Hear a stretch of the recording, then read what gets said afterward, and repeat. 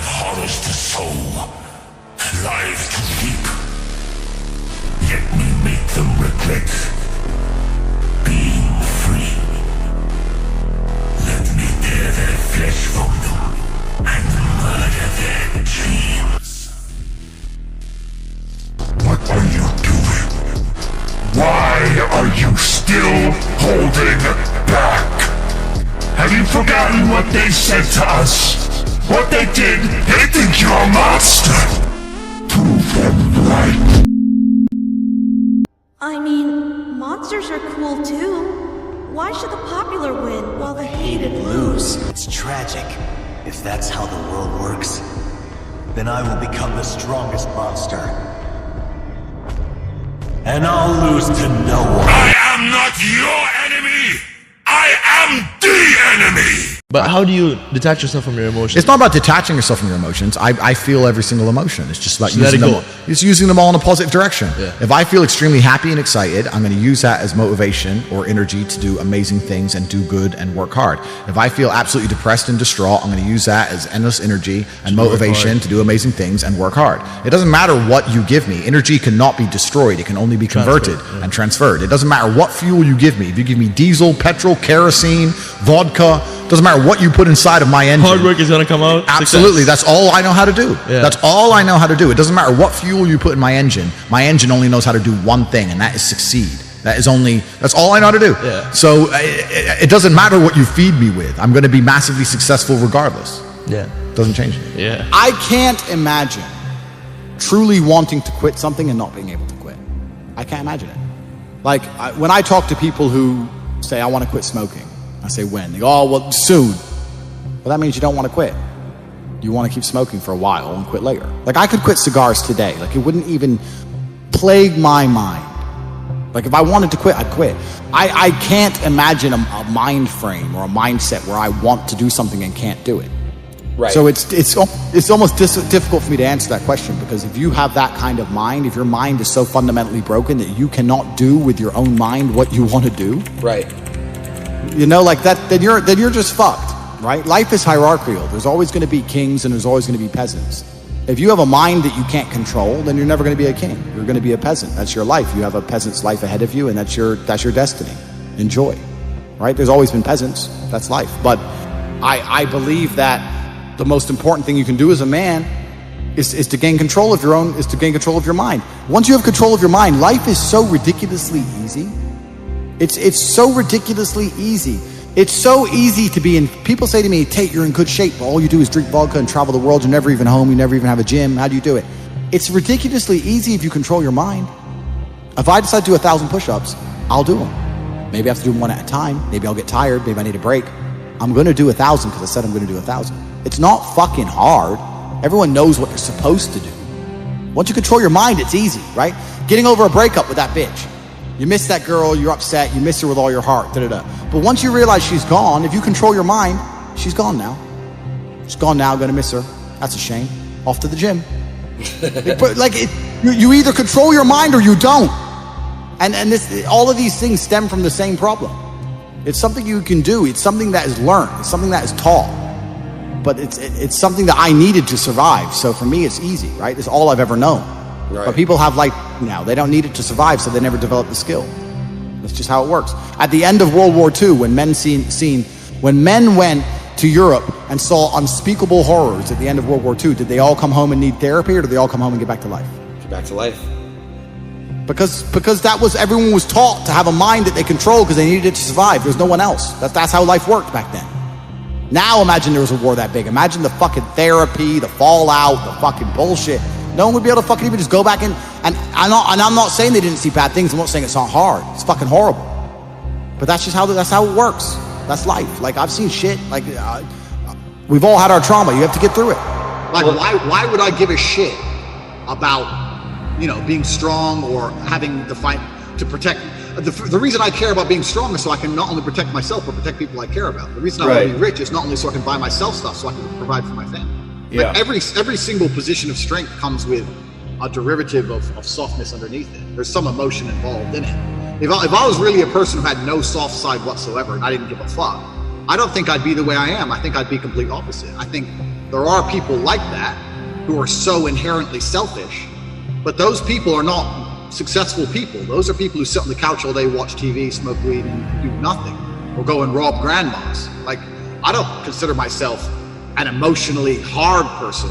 I get called a sociopath all the time and a psychopath all the time. I get called that, but I don't think people understand that there is a version of the world where you can feel things and really not give a fuck how you feel. Like, if I feel sad, it does not change how I act, and it does not change the things I do. If I don't feel like going to the gym, I go to the gym. If I don't feel like working, I will still work. I lived in a world for 15 years where I didn't feel like fighting because my nose was broken, but I had to fight anyway. Mm-hmm. So a lot of these people come up to me and they say, oh, but I feel this way. I don't put a huge amount of importance on emotions. It's not that I don't feel them. It's that I don't think they have much to do with anything at all. If I wake up in a happy mood and I have a business to run and females to cater for and things to do, if I wake up in a sad mood, I have the same shit to do. I'm going to get it done. So where's the importance of it? It's in my mind, that's how I view it. Like, how does that affect what I'm going to do? Well, nothing. It doesn't. It's not going to affect how I live my life. So why sit around and think about it? This modern obsession with happiness is the number one problem with the world. Because I really don't believe humans were ever evolved to be happy. Mm-hmm. Were we? Where? Tell me. You're the expert, bro. Where did it come in our timeline that we were supposed to be happy all the time? Like you look at Tyson Fury, right? How can you not respect the heavyweight champ, Gypsy King, G, right? And he was talking about how he was depressed and how he fought his way out of it and everything. Huge respect for the guy. He was depressed, and the only way he fought and beat his depression was one day he got up, grabbed himself by the bootstraps, got in the gym, became the champ again, brought himself back to the former champion he was. Mm-hmm. He did it himself, right? And I think that that's really the only way any of these things can be beaten. I think if I were to talk to Tyson, or Tyson were to talk to anybody, he'd say the same thing. He'd say, look, end of the day, even if you're struggling, it's you that's going to have to get up and get the work done and change your life. You're depressed, but you can beat this. You can do this. I don't hear them saying that very often. They just sit there and say, everyone's depressed and it's normal. Accept it. And I don't accept that. I don't accept that. I don't think people should sit there and accept that they're sad.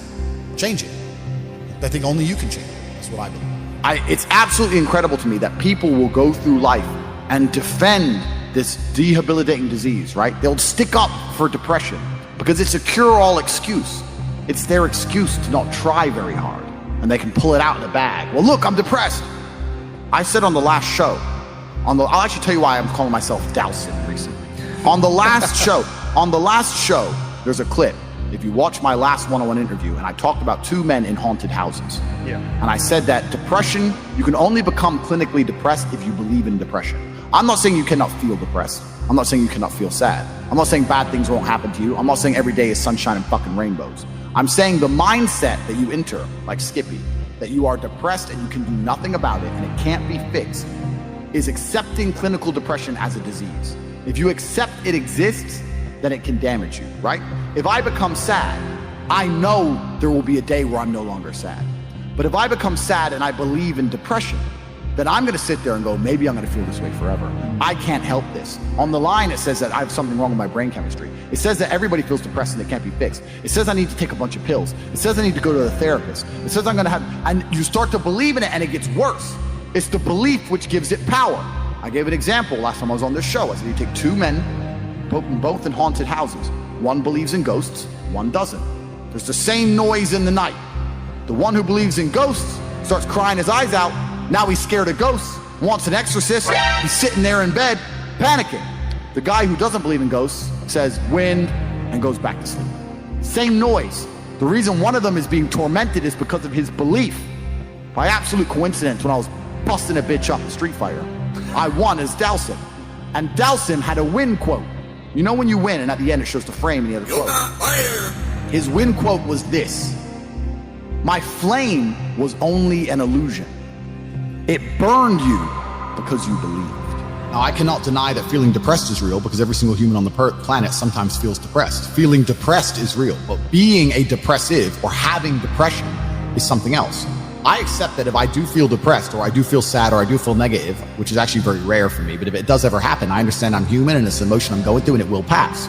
People who have depression believe that they have a disease that can't be fixed and can't be cured. You are handing your power away. You're giving your power to an outside source, and you're saying that I have no control over this. It doesn't matter what situation you're in. You need to at least believe you have some degree of control. When I say depression isn't real, I'm not saying you don't feel depressed. I'm saying that you can fix it. It's not a disease that you caught from the sky. You can fix it by taking control of your own mind. Listen, I'll tell you right now, I don't know how to fly a plane. I don't know. But if I was in a plane and it was crashing and I was sitting in the pilot's chair, I would still hold on to the fucking gear stick or joystick or whatever it's fucking called. I'd hold on to it and try and move. Even though I don't know what I'm doing, I'd try and get some control over the scenario. I'm not going to give up and put my hands in the air and crash into a mountain. I would try and do something. I'm not the guy who relinquishes all his control to outside forces. I believe I have a lot of control and power within myself. So when I speak to depressed people and they sit there and say, no, you don't understand, I have depression, I have depression, I have depression. You are, one, hypnotizing yourself to believe you have it. One. Yeah. Two, giving a bunch of power to this outside source instead of believing the power inside of yourself. And three, not just being realistic enough to know that I feel a certain way and I feel this way because of my life circumstances. And if I change my life circumstances, perhaps my mindset might change. And that's why I say depression isn't real. The worst things on the planet could happen to me. I refuse to be a depressed person. I may feel depressed for a day, or I may feel depressive for a few hours, but I will never be a depressed person. I'm not the guy who walks with his fucking head down. I'm the guy who walks with my shoulders back and my chin up high. That's who I am as an individual, and I absolutely not refuse to change, and I cannot catch depression. All these people out here saying that depression is a disease, I can't fucking catch it. I'm immune. Because I'm living life, they're trying to attack me with everything they can. I can't catch depression. It's never happened, never fucking will. And I stand by that. Another thing that's really important, I say this all the time, nearly every word that comes out of my mouth is self-hypnosis. Every word that comes out of my mouth is self-hypnosis. And it's the same for everybody watching this. Every single word you speak is self-hypnosis. Every single thing you say out of your own mouth is almost more important than the things you hear from other people. Amen. You can't be sitting there saying, I'm depressed. I got a generational curse. I'm unlucky, bro. You can't be saying these things because you're reaffirming them within your mind. I don't do that. And as many people are going to sit there and say, Tate, you're delusional, you're a narcissist. You go through the world saying you're super lucky and that you're bulletproof and you can do all these crazy things. It's impossible for you to be depressed. You're a narcissist. Perhaps. Look at my life and look at yours. Yep. So let's talk about it let's look at it in pure metrics. Who came from a worse scenario at the start? Who had a worse background? Me. Who's now more successful? Me. Who's happier? Me. Who smiles more? Me. Who sleeps easy at night? Me. Why the fuck would I want to think like you? If thinking this way makes me a bad person, but I get fucking fantastic results from my entire life, and everybody close to me gets fantastic results from knowing me, and everybody close to me absolutely adores me, why would I want to adopt your thinking and be a sad fucking sack of shit sitting on the internet trying to cancel people like a dork? I don't want to be my enemies. There's not a single enemy I have that I'm remotely envious of in any regard. Every single one of them has a shit life and a shit existence. I already won. God's already punished them. God's already rewarded me. I know these things. I'm the luckiest man on the planet. You have to say these things and you have to truly believe them. And yet you say you're an emotional man sometimes. No, I'm not suggesting they can't be emotional. I'm suggesting they should have control over their emotions. We should feel emotion and we should control them. A man should feel angry when it's time to feel angry, and he should control it. As with sad and everything else, there's a time you must simply perform and do the right thing. Just as the men on the Titanic felt fear and ignored it and went into the water to save the women and children. This is the bottom line of masculinity since the dawn of human time, is to do what you're supposed to do because you have a duty, not to do how you feel. I'm sure the men in the trenches didn't feel like running over the top, but they had to, because they were supposed to. That's what being a man is all about. And men should be waking up in the world today and say, I have to perform and act this way. I have to go to the gym even though I don't feel like going to the gym. I have to make money even though the economy is bad. I have to protect and provide for the people I care about. I have to do the right thing irregardless of how I feel. And the reason this is so important is because a small contingent of men do think this way. And you as a man will never be able to outcompete the people who do if you're going to act on feelings. If you're only going to go to the gym when you feel like going to the gym, you're going to constantly lose to the person who goes to the gym irregardless of how he feels, because he's there every day. And it's a very competitive world we live in, especially for men. And there's have-nots and have-yots, and it's getting worse. The rich are getting richer and the poor are getting poorer. And if you're a man waking up in the world today in a normal life and you want to be anywhere, you have to be prepared to go against killers like me, with billions who work 18 hours a day every single day, who don't have a day off, in jail, out of jail, doesn't matter, want more. And if you're going to compete against me, you don't have time to sit around being sad, or you'll perpetually lose. And that's you're going to be reality. You're going to be a loser. That's what's going to happen. Yeah, they want to turn men into eunuchs because their intention is to make us all slaves. And I say that, and it rolls off my tongue, and people just hear it, and they don't actually think about what I'm saying. Their intention is to turn men into eunuchs because they want to make us all slaves. I want you to actually understand exactly what I'm saying to you, because at the bottom line of revolution has always been young military-age males, and they don't want them to have enough balls or enough forward thinking or even enough care for anything outside of themselves to do something about it. Another thing people don't understand is that a lot of these attacks and a lot of things they're trying to do with the culture especially, they're trying to inject such innate selfishness inside of people that they don't really care about anything that happens outside of themselves. Because then it's very difficult to give a shit about your community. It's very difficult to have any kind of genuine care about your town or your country or an issue. No, they just want you to be self-absorbed, semi-depressed, because depressed people don't fight that hard, watching porn, living inside of your own mind, convinced that somehow you're oppressed for some reason, on the internet typing tweets. That's what they want you to do. And they're going to try and keep you there. And genuine masculinity, yeah, to a degree it's protective, and to a degree also it has parameters. You can't be a man who doesn't say no. You can't be a man who doesn't have standards for himself and for people around him. I've got labeled as ultra misogynistic because I believe that a man should have standards in his relationship. I believe a man should avoid dishonest people, male and female. You should avoid, if you're a dishonest person, if you lie, if you're going to deceive me, it doesn't matter if you're a man or a woman. I don't want to have anything to do with you. I was sitting talking on a panel show saying that women who are dishonest and promiscuous are not the kind of woman I'd ever want to associate with, and I was labeled misogynistic for that. So it's crazy how they'll attack you, and they'll attack you so violently and so endlessly and repeat it so many times in a bid to beat your soul down. That's what they want, especially from me. I truly believe I'm the #1 prize for them to get. If they can get me to just give up, if we can get Andrew Tate to just give up, being a man's bad. Come on, Andrew, say it. And it's like, it's dangerous, one thing, but it's actually genuinely also sad. When I analyze the situation in the world we're in today, part of me feels sad that we've ended up in this place where the people who are in charge are so evil and their plans are so heinous and the consequences so dire that they know they can only implement them if they genuinely remove the warrior spirit from every man on the planet. Yes. It's kind of sad. This is another thing where it comes back to motivation and discipline. I want to really stress the difference between those two things. I was a 4-time kickboxing world champion. For 12 years, I trained 5 hours a day, 6 days a week. And I was motivated to train probably about 25% of the time. The rest of the time I went because I am disciplined. Just like you're talking about your ultra marathon. You don't feel like going through that shit on a Wednesday morning when you wake up, but you have to do it because you're disciplined. You're either a disciplined individual or you are not a disciplined individual. To sit there and say, and I'm going to tell you the truth, Ramsey, a shit spiral, what does that mean? You go on Pornhub, or you start clicking on cat videos on YouTube. Like, if you really wanted money, you would not do that. So you don't really want it. There's a difference between want and want. And I say this all the time. People say to me, I want to be rich. And I say, okay, well, I want to be able to ice skate. But I don't want to be able to ice skate enough to go learn how to ice skate because I can't be bothered. I mean, surely if I could click my fingers and be a figure skater, I'd click my fingers. Who wouldn't? But I don't want to actually go train because I don't want it enough. And this is the exact point with money. Everyone wants money put on their lap. If you truly wanted money, you wouldn't be able to sleep until you fucking had it. Yeah. And this is the point. So you're saying you go down a shit spiral, then you're not cut out to be rich, my friend. Get a job in Starbucks and piss off. Some people, because when I had nothing, I couldn't be distracted. You couldn't distract me from what I wanted. That's who I am. If I want something, I'm going to get it. So I don't know what more you want me to say.